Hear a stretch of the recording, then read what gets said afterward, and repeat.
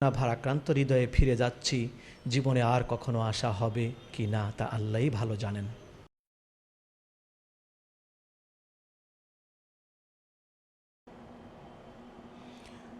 দর্শক মণ্ডলী, বাদ ফজর আমরা রওনা হয়ে জাবলে সৌরের দিকে যাচ্ছি। এটা হচ্ছে পাহাড়ের ট্যানেল। সেখানে অসংখ্য পাহাড়, পাহাড়ের ভেতর দিয়ে এভাবেই রাস্তা তৈরি করা হয়। জাবলে সৌরে যেতে বেশ কয়েকটি টানেল পড়ে। এগুলো হচ্ছে সেই টানেলগুলো। জাবালে সোর একটি পাহাড়ের নাম। জাবাল মানেই হচ্ছে পাহাড়। যে পাহাড়ে আপনাদেরকে আজকে নিয়ে যাচ্ছি সেখানেই হুজুর সাল্লাল্লাহু আলাইহি সাল্লাম হিজরতের রাতে হজরতে আবু বকর সিদ্দিক রাদিয়াল্লাহু তাআলা আনহুকে নিয়ে মক্কা থেকে মদিনা যাবার পথে রাতের গভীরে মক্কা ছেড়ে এসে এখানে এই গুহায় আশ্রয় নিয়েছিলেন। আমরা দেরি না করে গাড়ি থেকে নেমেই পাহাড়ে ওঠার চেষ্টা করি। পাহাড় থেকে শহরকে এমনই দেখা যায়। অনেক উঁচু পাহাড়, আপনারা জেনেছেন, প্রায় ৫,৫০০ ফিট পাহাড়। পাহাড়ের খণ্ডবিশেষ পাহাড়ের নিচে রয়েছে। এগুলো হচ্ছে সিঁড়ি, সরকারের পক্ষ থেকে ভিজিটরদের সুবিধার জন্য এসব সিঁড়ি করে দেওয়া হয়েছে। প্রকাণ্ড প্রকাণ্ড পাথর পাহাড়ে লেগে আছে, মনে হয় এক্ষুনি পড়ে যাবে, কিন্তু তা হাজার হাজার বছর ধরে এভাবেই রয়েছে। একাধারে হেঁটে হেঁটে পাহাড়ে ওঠা বিপজ্জনক। তাই মাঝে মধ্যে কিন্তু বসে বসে একটু আরাম করে তারপরে আবার উঠতে হয়। পাহাড়ের গায়ে ছোট ছোট গাছপালাও রয়েছে, যেগুলো উটের জন্য খুব সুস্বাদু খাবার। এগুলো পাথরই হয়। বিশ্বের অসংখ্য আশিকে রসুল এই জাবলে সৌর জিয়ারত করতে আসেন শুধু রসুলকে অনুসরণ করার জন্য, শ্রদ্ধা জানাবার জন্য। জাবলে সৌরের পাশে দিয়েই আরাফার রাস্তা চলে গেছে।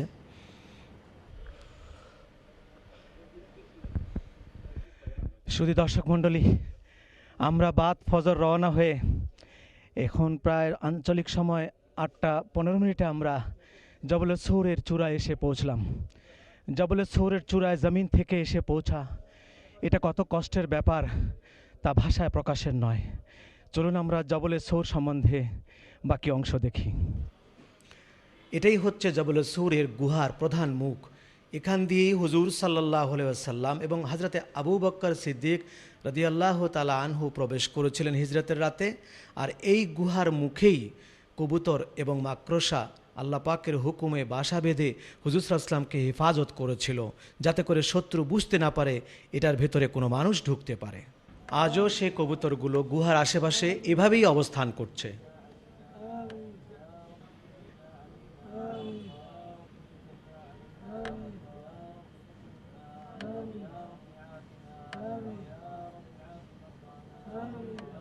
এভাবেই দলে দলে লোকেরা এসে এটার নিচে ঢুকে ইবাদত করেন, জিকির করেন, কখনো দোয়া করেন। ৫,৫০০ ফিট উঁচুতে এই গুহাটি। যুববৃদ্ধ সকলেই আবেগে এখানে উঠে, আত্মতৃপ্তির জন্য উঠে, আত্মশক্তির জন্য এই পাহাড়ে ওঠে। আমরাও ঢোকার চেষ্টা করেছিলাম। ঢোকার শুরুতেই একটু সিঁড়ির মতো করে দেয়া আছে, এগুলো অবশ্য পরে করা হয়েছে। লোকজন সেখানে ঢুকে ইবাদত করে, ঢোকার চেষ্টা করে। আমরাও সেখানে গিয়েছিলাম। সুপ্রিয় দর্শক মণ্ডলী, আমরা জবলে সৌরের উপরে গারে সৌর থেকে কথা বলছি। আজকে যেভাবে আমাকে এখানে বসে থাকতে দেখছেন আপনারা, এরকম কিন্তু হুজুর সাল্লাল্লাহু আলাইহি সাল্লামের সময় ছিল না। সেখানে এত সুন্দর ঢোকার রাস্তা, বের হওয়ার রাস্তা কিছুই ছিল না। আজকে এখানে নামাজ পড়ার জন্য জায়নামাজ বিছিয়ে রাখা হয়েছে, এমনটিও ছিল না। তখন শুধু ঢোকার জন্য একটি ছোট্ট গর্ত আর বের হওয়ার জন্য একটি ছোট, এমনটিই ছিল। যেটা দিয়ে রসুল পাক সাল্লাল্লাহু আলাইহি সাল্লাম ঢুকেছেন সেটা আপনারা দেখেছেন। এখানেই হুজুর সাল্লাল্লাহু আলাইহি সাল্লাম এবং সৈয়দুনা আবু বকর সিদ্দিক রাদিয়াল্লাহু তাআলা আনহু ৩ রাত ৩ দিন এখানে কাটিয়েছেন। বিশ্বের অসংখ্য আশিকে রসুলরা এই ৫,৫০০ ফিট পাহাড় বেয়ে এখানে এসে আল্লাহকে স্মরণ করে, শ্রদ্ধার সাথে রসুল পাক সাল্লাল্লাহু আলাইহি সাল্লামকে স্মরণ করে। হৃদয়ে নাড়া দেয় সেই কথা, কিভাবে এত ভোরে, গভীর রাত, অন্ধকার রাতকে পাড়ি দিয়ে ভোরবেলা হুজুর সাল্লাল্লাহু আলাইহি সাল্লাম ৫,৫০০ ফিট পাহাড় বেয়ে এই পাহাড়ের উপরে হুজুর সাল্লাল্লাহু আলাইহি সাল্লামের সবচেয়ে প্রিয় সাহাবী সৈয়দনা আবু বকরকে নিয়ে উঠলেন ও এখানেই ৩ দিন থাকলেন। শত্রুরা এখানেই হুজুরকে খুঁজেছিল। এখানেই কবুতর হুজুর সাল্লাল্লাহু আলাইহি সাল্লাম, কবুতর এবং মাকড়সা হুজুর সাল্লাল্লাহু আলাইহি সাল্লামকে আল্লাহর হুকুমে হেফাজত করার জন্য চেষ্টা করেছিল। এই সেই গারে সৌর।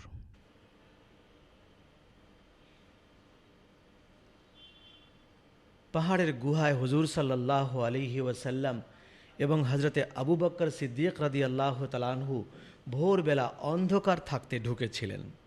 সেখানে তাঁদেরকে খাবার পৌঁছাতেন হজরতে আয়েশা সিদ্দিক রাদিয়াল্লাহু তাআলা আনহার বোন আসমা বিনতে আবি বকর সিদ্দিক রাদিয়াল্লাহু তাআলা আনহা। এই পাহাড়ে নাজিল হয়েছিল আয়াত সানিয়াসনাইনে ইজহুমা ফিল গার, তারা দুজন এই গর্তের ভিতরে রয়েছে। এই পাহাড়েই জোহর এবং আসরের নামাজ চুপে চুপে পড়ার হুকুম হয়েছিল। পরন্ত বিকেলে সোনালি রোদের আলোতে হেরেম শরীফ থেকে আমরা বিকেলবেলা রওনা হয়েছিলাম সেই ঐতিহাসিক নহরে জুবায়দার দিকে।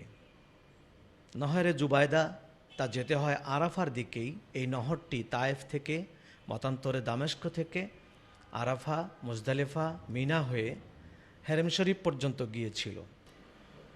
নহরে জুবায়দার কথা আপনারা হয়তো সকলেই জানেন। আব্বাসীয় খলিফা হারুন রশিদের স্ত্রী বেগম জুবায়দা এই নহর তৈরি করেছিল। এটা কিন্তু খুব ছোট একটি জিনিস নয়, এটা অনেক অনেক মাইল ব্যাপী। তবে নহর মানে কিন্তু এখানে কোনো খাল, খন্দক, নদী, নালা নয়, একটি পানির ছোট্ট ড্রেন। দুদিকে দেয়াল, দেয়ালের উপরে ঢেকে দেয়া আছে।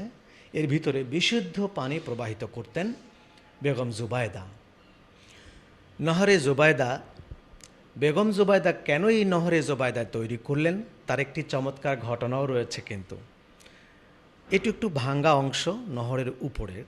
এখান থেকে আপনারা দেখুন লম্বালম্বিভাবে নহরটি কিভাবে পাহাড়ের উপর থেকে কখনো পাহাড়ের গা ঘেঁষে, কখনো পাহাড়ের নিচ দিয়ে এসছে। পাহাড়ের উপর থেকে বৃষ্টির পানির ঢলে যেন সে নহর ভেঙে না যায় সে ব্যবস্থাও করা হয়েছে। পাহাড়ের উপর থেকে পানি এসে এখানে বাধা পাবে। আমরা নহরের উপরে একটু ভাঙ্গা অংশ দিয়ে ভেতরে দেখার চেষ্টা করেছি নহরটি কেমন ছিল। তবে এখন আর পানি প্রবাহিত নেই, যদিও গাছগাছড়ার শিকড় ময়লা হয়েছে। এই নহরটি এখন আর জারি নেই, প্রবাহিত নেই। তবু আমরা ভেতরে একটু দেখার চেষ্টা করেছি। নহরের গায়ে এইভাবে যখন তৈরি করা হয়েছে প্রায় 1200 বছর আগে, তখনই এইভাবে লেখা হয়েছিল নহর সম্বন্ধে কিছু একটি। নহরে ওঠার জন্য, পানি সংগ্রহ করার জন্য মাঝে মধ্যে এরকম সিঁড়ি রয়েছে। এসব সিঁড়ি দিয়েই মানুষ ওঠে। নহর পরিষ্কারের প্রয়োজন হলে, মেরামতের প্রয়োজন হলে, পানি গ্রহণের প্রয়োজন হলে এসব সিঁড়ি দিয়ে উঠতে হয়। নহর দেখে আমরা ফিরে যাচ্ছিলাম, আর পাহাড়ের গা ঘেঁষে যেভাবে নহরটি গেছে তা আমরা দেখতে দেখতে হেরেম শরীফের দিকে ফিরে যাচ্ছিলাম।